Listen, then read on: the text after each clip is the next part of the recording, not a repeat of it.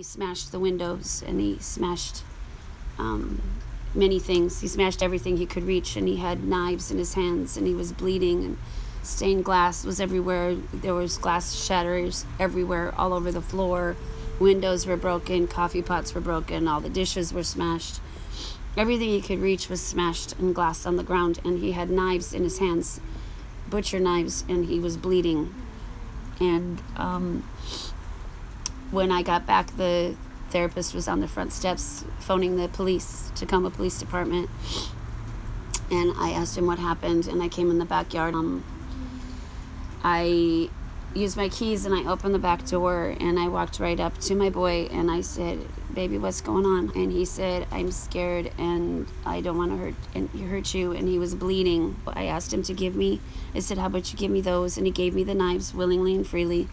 And just as I got that out, the Tacoma Police Department came in. One of them was really a big man, very, very substantial in size, and he filled the whole doorway, the whole archway in my living room. And immediately he and his little buddy, they commenced to put on rubber gloves, and I figured that was because of the blood in the glass.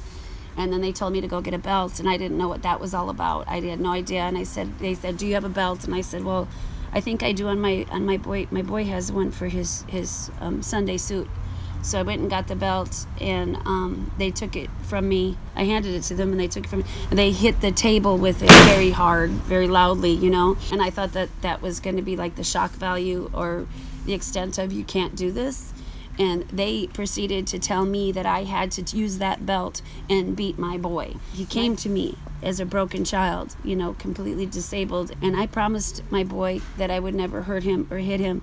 And I told the policeman that I promised him I would never hurt him. They told me I had to.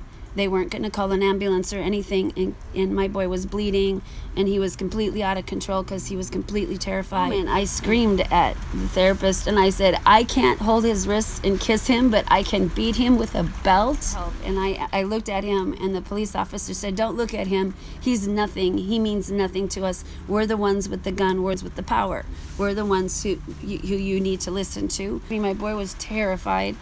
And I was terrified, and I looked into his beautiful eyes that I'd promised I'd done before, and I promised I'd never hurt him. And then they told me that if I didn't do this, that they were going to call CPS, take the boy from me, and I'd never see him again. I told them I'm disabled, and my back is broken. I just had surgery.